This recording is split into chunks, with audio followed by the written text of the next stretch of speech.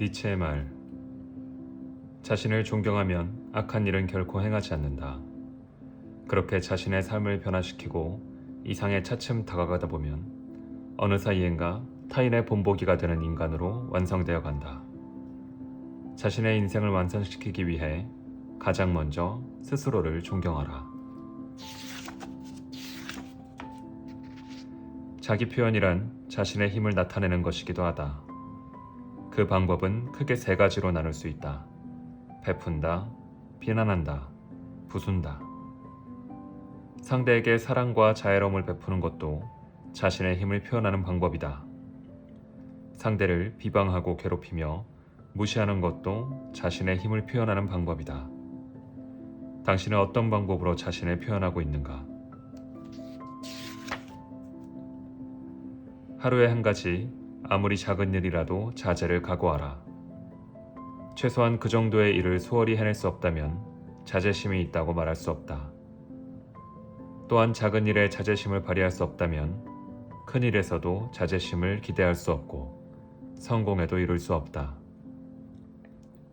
자제할 수 있다는 것은 자신을 컨트롤할 수 있다는 것이다. 자신의 가슴 속에 깃들어 있는 욕망을 스스로 제어한다는 것이다. 욕망이 이끄는 대로 끌려가지 않고 자신의 행동을 확고히 지배하는 주인이 되는 것이다.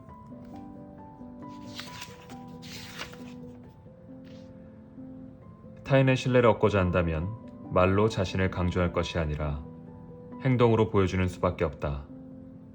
피할 수도 물러설 수도 없는 상황에서의 진실하고 흔들림 없는 행동이야말로 타인의 믿음에 호소할 수 있다.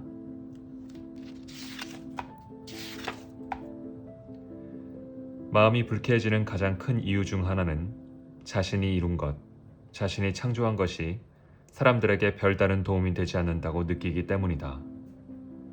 이러한 사실로 비추어 볼 때 늘 기분 좋은 인생을 살아가기 위한 요령은 타인을 돕거나 누군가의 힘이 되어주는 것이라 할 수 있다. 그것으로 존재의 의미를 실감하고 순수한 기쁨을 누리게 된다. 자기 현시욕, 말하자면 자신만을 내세우는 자신만이 특별히 주목받고자 하는 욕망이다. 이러한 계산은 착각이다. 자신만이 주목받을 주인공이요 타인은 관객이라는 생각을 가지고 있기 때문이다. 각자 주목받으려 한다. 그러나 그 목적은 이룰 수 없다. 모든 이가 나 외의 타인은 자신의 관객이라 생각하기 때문이다.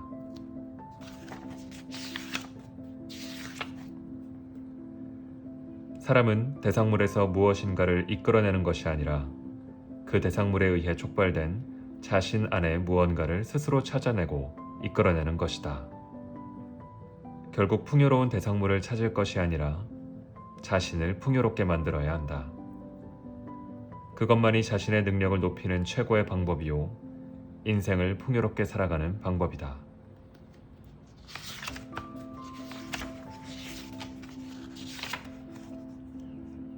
모든 것의 시작은 위험하다. 그러나 무엇을 막론하고 시작하지 않으면 아무것도 시작되지 않는다.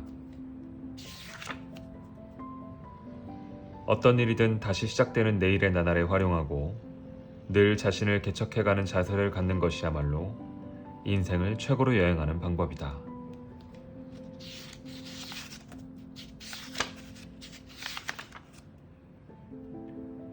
죽는 것은 이미 정해진 일이기에 명랑하게 살아라. 언젠가는 끝날 것이기에 온 힘을 다해 맞서자. 시간은 한정되어 있기에 기회는 늘 지금이다.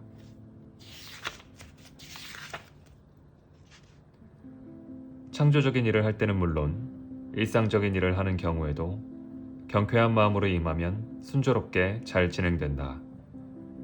그것은 거침없이 비상하는 마음, 사소한 제한 따윈 염두에 두지 않는 자유로운 마음이 있기 때문이다. 천생 타고난 이 마음을 위축시키지 않고 지켜나감이 좋다. 그것으로 여러 가지 일을 거뜬히 이룰 수 있는 사람이 될 수 있다.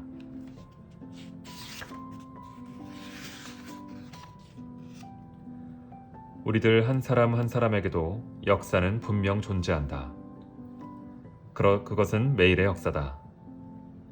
현재인 오늘 하루 자신이 무엇을 어떻게 행동하는가. 그것이 매일의 역사의 한 페이지를 장식한다. 겁먹거나 허둥대지 않고 오늘 하루를 마칠 수 있는가? 태만하게 보낼 것인가? 혹은 용맹스럽게 도전할 것인가? 어제보다 좀 더 나은 방법을 생각해 무엇인가를 할 것인가? 그 같은 태도 하나하나가 자신의 매일의 역사를 만든다. 제시받은 어떤 안에 대하여 반대하는 경우 찬찬히 사고한 뒤에 확고한 근거를 가지고 반대하는 사람은 매우 드물다. 대부분의 사람은 그 안이나 의견을 말하는 발표자의 태도, 말투, 성격 또는 분위기에 대한 반발심에서 반대한다. 이 같은 사실을 알고 나면 대부분의 사람을 자신의 편으로 만드는 방법이 무엇인지를 자연히 터득하게 된다. 표현하는 방법, 설득하는 방법, 발언에 대한 기술적인 것에도 분명 고심할 필요는 있다. 하지만 기술로는 미치지 못하는 것, 결국 의견을 말하는 사람의 성격이나 용모, 인품, 생활 태도가 가장 큰 영향을 미친다.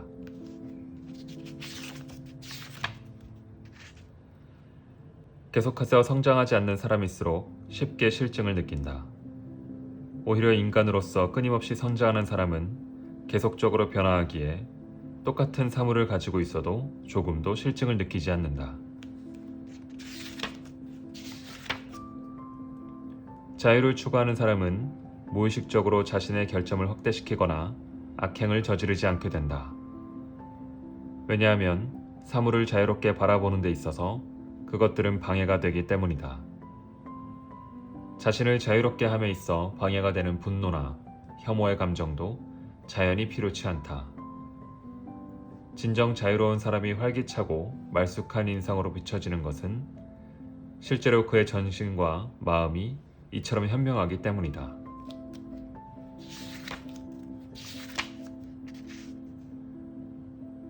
함께 고통스러워하는 것이라 함께 즐거워해야 한다. 그러면 친구를 만들 수 있다. 그러나 질투와 자만은 친구를 잃게 만들기에 경계해야 한다.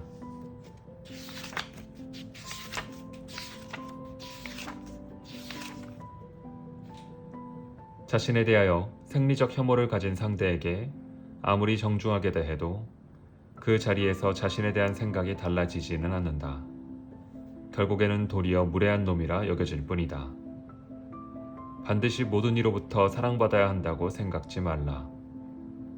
이러한 때에는 무리하게 애쓰지 않고 평소의 자세로 담담히 지내는 것이 최선이다.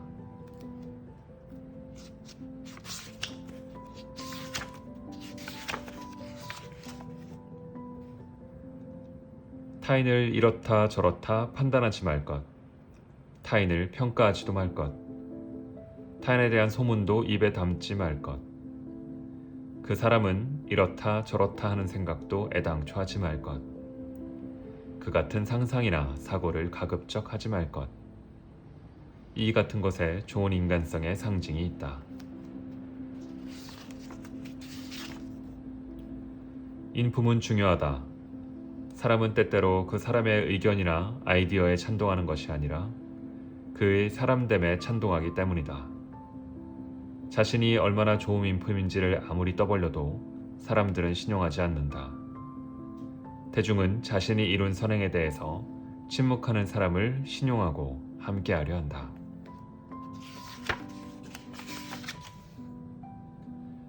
사람은 자신이 원하는 대로 감정을 처리할 충분한 능력이 있다. 분노와 같은 충동 외에 저절로 끌어오르는 다른 감정도 다를 바가 없다. 우리는 그 감정들을 자유자재로 처리하고 다룰 수 있음을 알아야 한다. 마치 우리들의 정원에 돋아난 여러 종류의 식물과 꽃을 한데 어우르고 나무에 열린 과실을 거두어 들이듯이.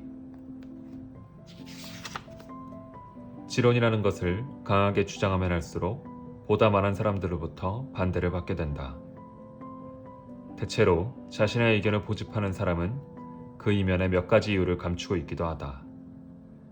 예컨대 자신만이 이 견해를 생각해냈다는 독선에 빠진다. 혹은 이 정도의 훌륭한 견해에 이르기까지 흘린 땀방울을 보상받길 원한다. 혹은 이 정도의 견해를 깊이 이해하는 자신을 자랑스러워한다. 많은 사람이 지론을 밀어붙이는 사람에 대하여 이와 같은 것을 직관적으로 느끼므로 그 역겨움에 생리적으로 반대한다. 사람을 볼 때는 그 사람의 고귀함을 보도록 하라. 그 사람의 비열한 면이나 표면상 드러나는 것만 본다면 그렇게 보는 이 스스로가 매우 좋지 않은 상태에 있다는 증거다. 그것은 누군가의 저급한 면만을 봄으로써 어리석고 노력하지 않는 자신의 모습에 두 눈을 질끈 감고 자신은 저런 인간들보다 고귀하다고 생각하려 하기 때문이다. 사랑을 이용하여 두 사람의 차이를 메우거나 어느 한쪽을 움츠러들게 하는 것이 아니라 두 사람 모두 있는 그대로 기뻐하는 것이 사랑이다.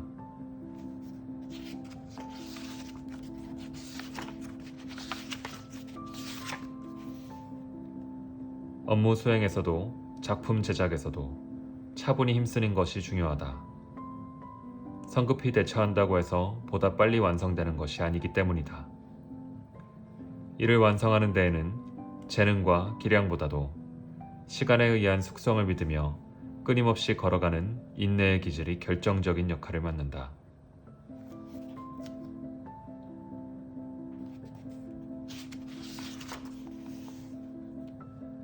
자신의 현명함을 서툴게 드러내면 머지않아 언젠가는 유형무형의 반발과 저항을 겪게 된다. 좋은 것이나 기쁜 것, 그 어떤 것도 얻을 수 없다.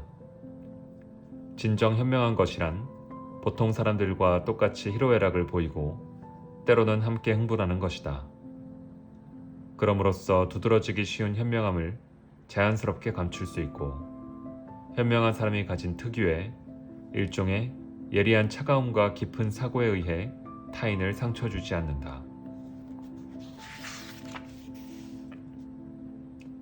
가지고 있는 언어가 빈약하면 표현도 빈약해지고 실제로 사고와 감정이 충분히 표현된다고 할 수 없다.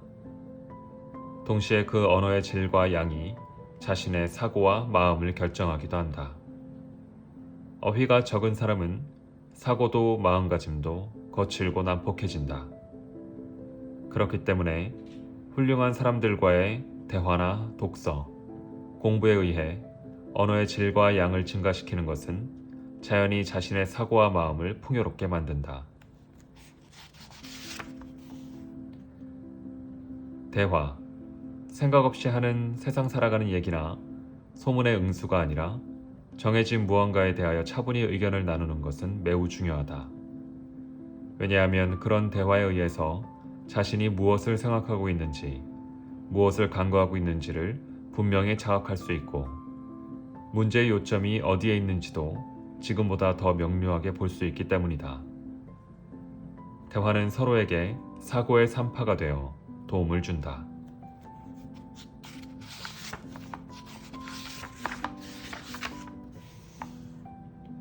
고귀한 자신과 불현듯 만나는 날이 있다.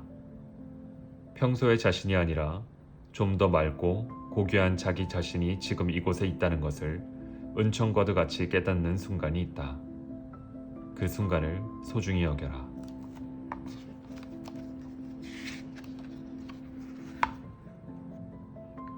자신에게 시련을 주어라. 아무도 모르는 오직 증인이라고는 자신뿐인 시련을. 이를테면 그 누구의 눈에도 띄지 않는 곳에서 정직하게 산다. 혼자 있는 경우라도 예의 바르게 행동한다. 자기 자신에게조차 티끝만큼의 거짓말도 하지 않는다. 그 수많은 시련을 이겨냈을 때 스스로를 다시 평가하고 자신이 고상한 존재라는 사실을 깨달았을 때 비로소 사람은 진정한 자존심을 가질 수 있다. 이것은 강력한 자신감을 선사한다. 그것이 자신에 대한 보상이다.